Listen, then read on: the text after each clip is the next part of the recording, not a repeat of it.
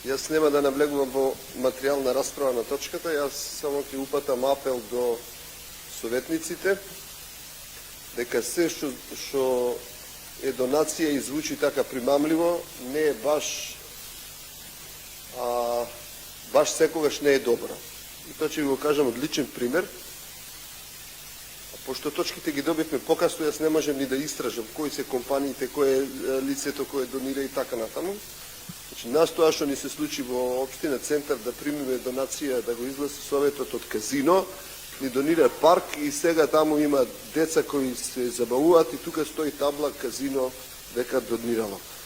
Значи, јас само упатувам апел до советниците дека град Скопје не е сиромашна општина да може да си дозволи садници, камиони, или не знам, сокчиња и така натаму, зависи кој е донаторот.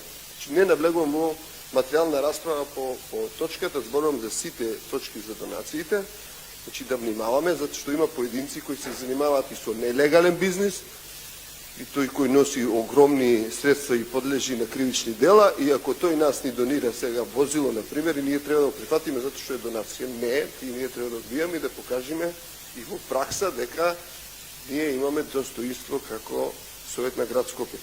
Затоа што нема време никако да ги разгледам овие точки, затоа вака дискутирам по оваа точка.